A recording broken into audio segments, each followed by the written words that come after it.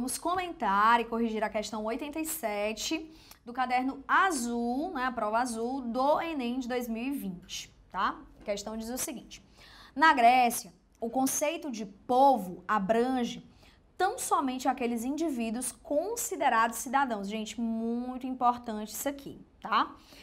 Povo, o demo, né? Inclusive eu vou até circular e colocar aqui, né? Demo, tá? São aqueles cidadãos. Assim é possível perceber que o conceito de povo era muito restrito. Era muito restrito, ok?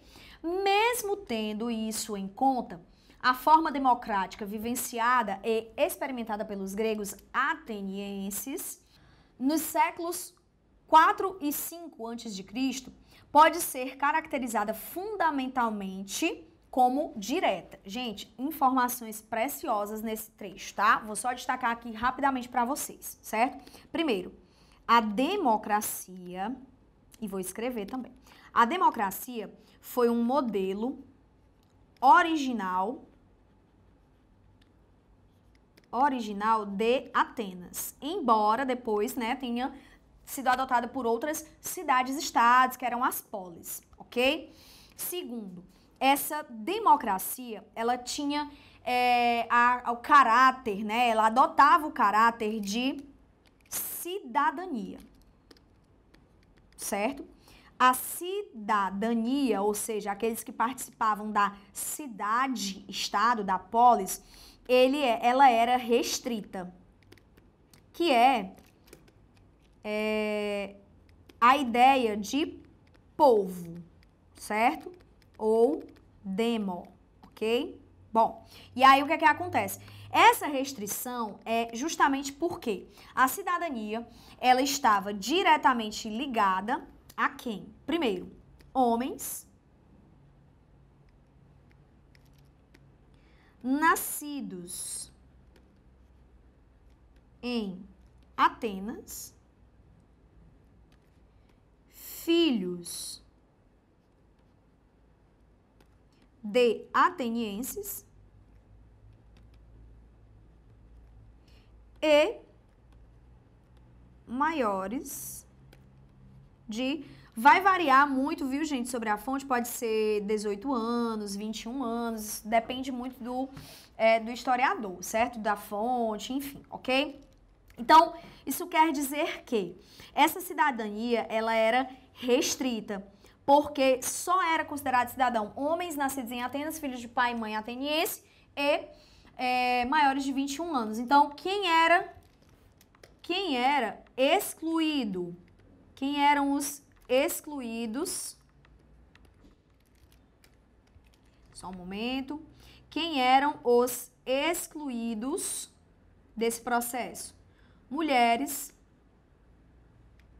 crianças, estrangeiros, escravos, certo? Beleza. Ainda sobre isso, né? Essa democracia, ela tinha um caráter direto. O que significava isso? Que somente os cidadãos participavam das demandas. Ou seja, essa democracia sendo direta, ela não era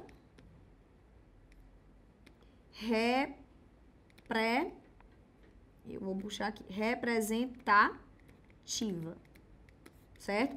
Hoje no Brasil, por exemplo, nós temos uma democracia representativa. Eu tenho a minha cidadania e aí eu me utilizo de alguns elementos, como o voto, para escolher representantes, porque a cidadania aqui do Brasil, ela é ampla, ela não restringe ninguém pela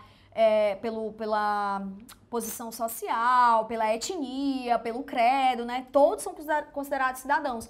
Então, para que as coisas elas aconteçam, elas tenham uma certa organização, é necessário que nós escolhamos os nossos representantes, ou seja, aqueles que vão escolher, né, e debater e votar, enfim, no nosso lugar, né? Ou seja, eles estão nos representando, ok? Então, na 87, a gente tem aí o comando da questão que diz o seguinte: naquele contexto, a emergência do sistema do governo mencionado, ou seja, a democracia, no excerto promoveu o quê? Item A. A democracia promoveu o quê? A competição para as escolhas de representantes, não tinha representantes. B. Campanha pela revitalização das oligarquias, era um modelo de governo diferente da democracia, então não tinha essa campanha de revitalização. Existiam outras cidades que continuaram adotando a oligarquia como modelo político, tá? C. Estabelecimento de mandatos temporários, não tinham mandatos porque não tinham representantes, todo mundo participava, aliás, todos os cidadãos participavam diretamente dos processos políticos e de escolhas e votações e demandas, etc. Item D. Declínio da sociedade civil organizada? De jeito nenhum, declínio, muito pelo contrário. A democracia, ela fortificou esse processo de organização da sociedade civil. E o item E, por fim, participação no exercício do poder. E uma participação, gente, direta, certo? Uma participação direta no exercício do poder por parte daqueles que eram considerados cidadãos. Então, a gente tem como item correto da questão o item E de Eva, tá? Até breve.